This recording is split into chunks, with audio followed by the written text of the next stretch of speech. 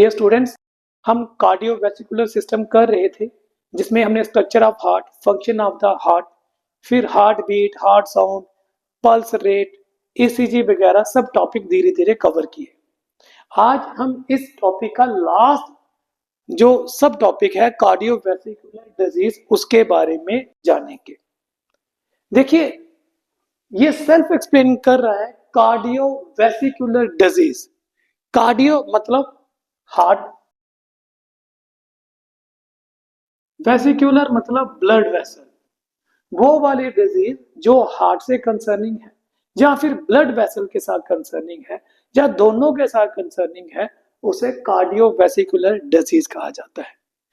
हमने सारी cardiovascular disease के बारे में यहाँ एक्सप्लेन नहीं किया हुआ है, बट आपकी क्लास के अनुसार जितने जो इंपॉर्टेंट डिजीज थे वो यहाँ पर मेंशन किए गए हैं, जिसे हम वन बाय वन एक्सप्लेन करेंगे। सबसे पहले आता है आर्टेरोस्क्लेरोसिस। वर्ड है आर्टेरोस्क्लेरोसिस। आर्टेरो मतलब something related to artery and sclerosis मतलब स्टिफनिंग हो जाना, ब्रिटल हो जाना, ठीक है, उसकी फ्लेक्सिबिलिटी का खत्म हो जाना। हम जानते हैं कि हमारी जो ब्लड वेसल है, स्पेसिफिकली आर्टरीज की बात करें तो जब वेंट्रिकल कॉन्ट्रैक्ट करते हैं मतलब सिस्टोल में जाते हैं तो ब्लड पंप आउट होकर जाता है एओर्टा और फिर आर्टरीज में।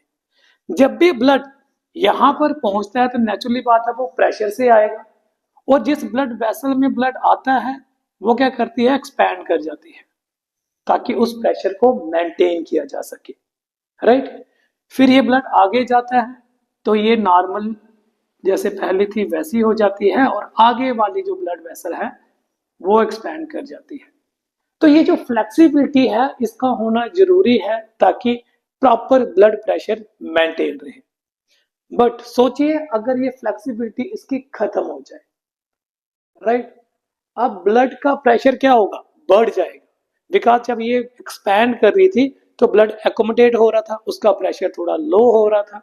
बट जब ये जो है ये ब्लड वेसल बिल्कुल भी फ्लेक्सिबल नहीं रहेगी तो जितने प्रेशर का ब्लड आएगा उतने प्रेशर का ही वो आगे जाएगा, जिसकी वजह से बेहद ज्यादा प्रॉब्लम हो जाती है, बीपी राइज कर जाएगा और स्ट्रोक होने के चांसेस हो जाते हैं, राइट। अब ये आर्टेरियोस्क्लेरोसिस क्यों होती है, due to the deposition of calcium. तो कैल्शियम जो है वो इसकी फाइबर के साथ मिलके इसकी स्टिफनिंग करवा देता है। दूसरा आता है अथीरोमा। अथीरोमा का मतलब होता है कि डिपॉजिट होना किसी स्टिकी सब्सटेंसेस का, या डिपोजिशन ऑफ स्टिकी मटेरियल बोल देते हैं। आपने सुना होगा कि जो भी हार्ट के पेशेंट होते हैं जिनको हार्ट अटैक आया होता है, या जनरली भी टीवी की एड में भी दिया जाता है कि फैटी चीजें कम खाओ, हार्ट अटैक हो सकता है, प्रॉब्लम हो सकती है। वो बेसिकली होती कैसी है, जब भी फैटी चीजें ज्यादा खाई जाती हैं तो वो हमारी ब्लड वेसल में यहाँ पर फैट की डिपोजिशन कर देते हैं। अब ये एक ब्लड वेसल की टीएस है। आप देख सकते हैं कि नॉर्मल इसका ल्यूमन इतना बड़ा होना चाहिए, बट जब यहाँ पर फैट की डिपोजिशन हो चुकी है तो उसका ल्यूमन क्या है, छोटा हो चुका है, इतना सा रह गया, राइट। अब जब ल्यूमन छोटा हो जाएगा तो ऑब्वियसली बात है वहां पर ब्लड की सप्लाई कम हो जाएगी, राइट। और जब ब्लड की सप्लाई कम हो जाएगी तो ऑब्वियसली बात है कंसर्न ऑर्गन को ऑक्सीजन कम मिलेगी, एक्सचेंज ऑफ जो गैसेस है या मटेरियल है वो भी कम हो जाएगा, और वो ऑर्गन, वो पर्टिकुलर जगह जो है वो डीजनरेट होना शुरू हो जाएगी, डेड होना शुरू हो जाएगी, राइट। सो आथिरोमा में क्या होता है, इस केस में डिपोजिशन ऑफ फैट की वजह से नैरो हो जाता है ल्यूमन का। इसमें और इसमें क्या डिफरेंस है कि इस केस में ब्लड वेसल की फ्लेक्सिबिलिटी में कोई चेंज नहीं है, बट उसका ल्यूमन छोटा हो गया है बिकॉज वहां पर डिपोजिशन ऑफ फैट हो चुका है। दोनों में डिफरेंस के बारे में आपको पता चल गया होगा। दोनों की वजह भी अलग है, एक फ्लेक्सिबिलिटी खो रहा है, दूसरे में ल्यूमन नैरो हो रहा है, राइट। अब इन दोनों से एसोसिएटेड प्रॉब्लम यहां पे देखो, क्योंकि ये मैंने साथ साथ में एक्सप्लेन करने की कोशिश की है।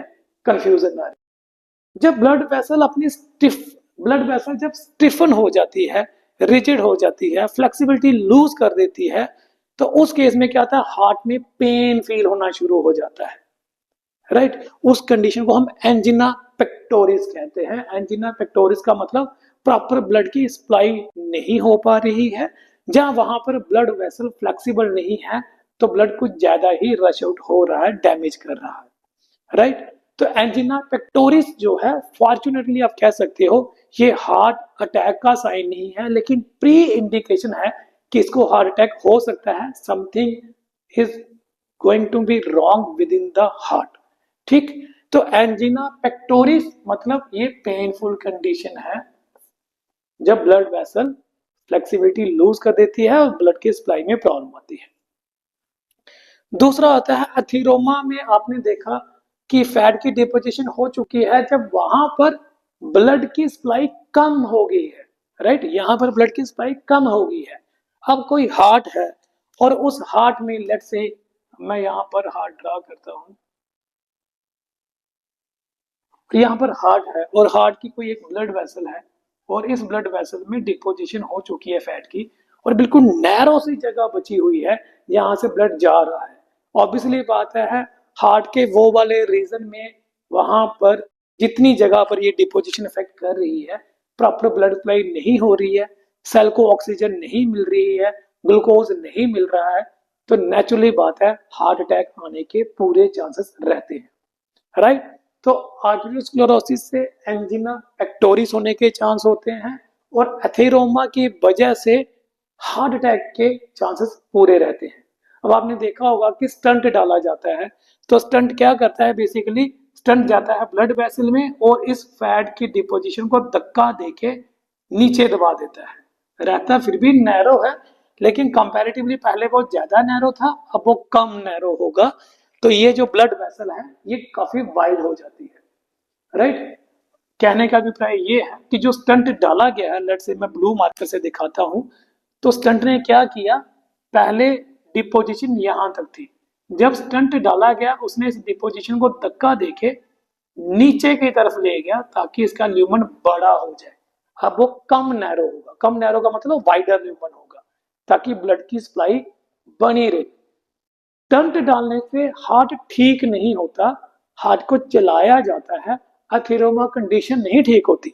इसी को याद रखिएगा, जो फैट की डिपोजिशन है वो इंटैक्ट है, वहीं पर है, लेकिन उसे धक्का देके साइड में कर दिया गया, राइट।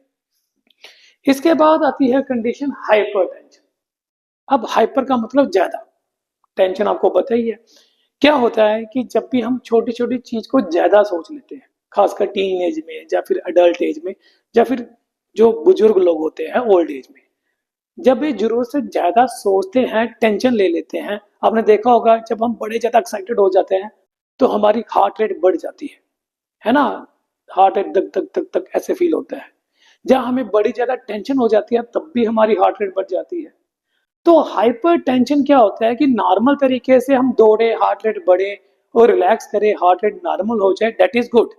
लेकिन अगर कंसिस्टेंटली हमारा हार्ट रेट बढ़ता ही जाए, ठीक है, वो बढ़ा हुआ है, 72 की जगह 100 प्लस वो बीट किया जा रहा है और रेगुलर, तो उस कंडीशन को हम हाइपर टेंशन कंडीशन बोलते हैं। मतलब हार्ट जो है वो एक्स्ट्रा काम कर रहा है, नॉट फॉर, आप बोल सकते हो थोड़े टाइम के लिए, बट ज्यादा टाइम के लिए। अब एक्साइटेड होगा, मैं जीत गया, 10 मिनट के लिए, आधे घंटे के लिए, 1 घंटे के लिए, पूरा दिन तो नहीं।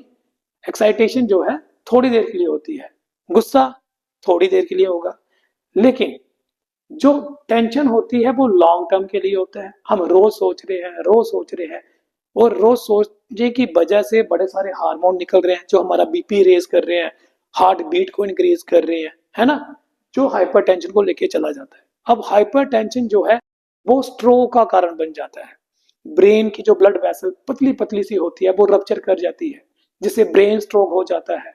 हो सकता है वो जो कंसर्न पर्सन है वो कोमा में चला जाए, उसकी सुनने की क्षमता खत्म हो जाए, स्मेल करने की क्षमता खत्म हो जाए, देखने की, बोलने की, डिपेंड करता है किस जगह पर, किस सेंटर में वो हाइपरटेंशन की वजह से स्ट्रोक हुआ है, वो परमानेंटली वो चीज लॉस हो जाती है। सो तभी कहा जाता है कि जब भी कोई आपदा आए तो उसके सोल्यूशन के बारे में सोचना चाहिए, बार बार प्रॉब्लम के बारे में डिस्कस करके सोल्यूशन नहीं मिलता है। फिर आता है rheumatoid heart disease. Rheumatoid heart disease वो वाली कंडीशन होती है जब हमारे हार्ट में मर की साउंड आ रही होती है, ऐसे फील होता है कि हार्ट की साउंड जो दक तक प्रॉपर है वैसी नहीं है, कुछ गड़बड़ है। और ये जो रूमेटाइड हार्ट डिजीज होता है ये क्यों होता है? तो आपको पता है कि हमारे हार्ट में वेल्व होते हैं, राइट, और 3 वेल्व लगे होते हैं, राइट साइड में 2 वेल्व होते हैं लेफ्ट साइड में। जब ये वेल्व के ऊपर एक बैक्टीरिया है स्ट्रेप्टोकोकस,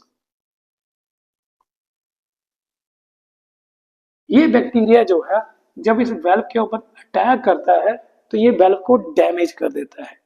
जब आरिकुलो वेंट्रिकुलर वेल्व डैमेज हो रहे होंगे तो ऑब्वियसली बात है ये प्रॉपर फंक्शन नहीं करेंगे, और जब ये प्रॉपर फंक्शन नहीं करेंगे तो हमारा हार्ट जो है अब ये डैमेज हो रहा है। हार्ट ने ही पूरी बॉडी को ब्लड सप्लाई करना है, वो प्रॉपर सप्लाई भी नहीं रहेगी। तो ये जो कंडीशन है इसे रूमेटाइड हार्ट डिजीज कहा जाता है।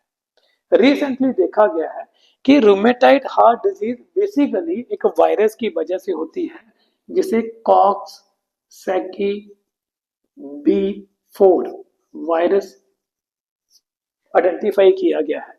कहा जाता है कि बेसिकली जो हार्ट के वेल्व हैं वो ये वायरस डैमेज करता है, लेकिन इस वायरस के लिए अनुकूल स्थिति जो है, परिस्थितियां जो तैयार करता है वो स्ट्रेप्टोकोकस तैयार करता है। सो स्ट्रेप्टोकोकस एक बेस तैयार कर देता है और ये वायरस आता है और हमारे वेल्व को डैमेज कर देता है, राइट। फिर आता है हार्ट ब्लॉक। हार्ट ब्लॉक का मतलब हार्ट अटैक। तो ये वो वाली कंडीशन है जब हार्ट में ब्लड वेसल में कौन सी प्रॉब्लम आई हुई है, एथीरोमा की। और एथीरोमा में क्या होता है मैंने पहले ही बता दिया है, ब्लड वेसल में फैट की डिपोजिशन हो जाती है, और ब्लड वेसल में फैट की डिपोजिशन होगी तो ल्यूमन छोटा रह जाएगा, ल्यूमन छोटा होगा, ऑक्सीजन प्रॉपर नहीं पहुंचेगी, ऑक्सीजन प्रॉपर नहीं पहुंचेगी तो वो ट्रबल फेस करेगा और धीरे धीरे वो डेड हो जाएगा, हार्ट अटैक हो जाएगा, पर्सन मर सकता है। फिर आता है टैकीकार्डिया। टैकीकार्डिया का मतलब होता है increase in the heart rate, ठीक है। बट ये जो इंक्रीज होती है ये सिमेट्रिकल नहीं है, रिदमिक नहीं है, एरिदमिक होती है। इस केस में क्या होते हैं, आरिकल ज्यादा बार कॉन्ट्रैक्ट करते हैं। नॉर्मली क्या होता है, आरिकल एक बार कॉन्ट्रैक्ट करेगा, वेंट्रिकल रिलैक्स, वेंट्रिकल कॉन्ट्रैक्ट कर रहा होता है, आरिकल रिलैक्स, ठीक है। तो auricle contraction follow by ventricle contraction. लेकिन टैकीकार्डिया के केस में क्या होता है, आरिकल नॉर्मल से ज्यादा कॉन्ट्रैक्ट कर रहा होता है। सो इसने एक की जगह 1 2 3 कॉन्ट्रैक्ट कर रहा है और भी ये एक बार कॉन्ट्रैक्ट कर रहा है। तो ऐसी कंडीशन जहां पर आरिकल जो है वो रिदमिक तरीके से नहीं, एरिथमिक तरीके से नॉर्मल से ज्यादा बार कॉन्ट्रैक्ट करे, मतलब irregular type of contraction show करे, ऐसी कंडीशन को टैकीकार्डिया कहा जाता है। लास्ट में आता है ब्रैडीकार्डिया। ब्रैडीकार्डिया वो वाली कंडीशन है जहां पर हार्ट जो है वो एरिथमिकली लेस टाइम पे कॉन्ट्रैक्ट कर रहा है, मतलब नॉर्मली 72 टाइम होना चाहिए, शायद ये 60 टाइम, 50 टाइम या 65 टाइम ऐसे कॉन्ट्रैक्शन शो कर रहे हैं। तो ऐसी कंडीशन को ब्रैडी कहा जाता है। ब्रैडी मतलब कम, ट्रैकी मतलब ज्यादा। तो ये कुछ इंपॉर्टेंट डिजीजेस थे जिसके बारे में हमने यहाँ मेंशन किया हुआ है, इतने ज्यादा टफ नहीं है। Arteriosclerosis, stiffening of the blood vessel, atheroma मतलब जहाँ पे डिपोजिशन ऑफ द फैट हो जाता है, इनकी वजह से एंजिना पेक्टोरिस हो जाती है, हार्ट में पेन हो जाती है, या फिर हार्ट अटैक भी हो सकता है, राइट। और हार्ट ब्लॉक होगा तो नेचुरली बात है हार्ट अटैक होगा ही होगा, ये आपस में कोरिलेटेड है। रूमेटाइड जो यहाँ पर हार्ट डिजीज लिखा है, इस केस में it is a disease of the heart valves. तो वेल्व्स डैमेज होना शुरू हो जाते हैं, या तो वेल्व्स चेंज करने पड़ेंगे, जहाँ से मैनेज करना पड़ेगा, प्लेंटी ऑफ रेस्ट में रखना पड़ेगा, और उसे जो है मेडिसिन से डील किया जाता है। तो होपफुली आपको ये थोड़े से डिजीजेस के बारे में इंफॉर्मेशन मिली होगी। नेक्स्ट टाइम पे हम लोग नया टॉपिक चलाएंगे। टिल देन, थैंक यू बच्चे।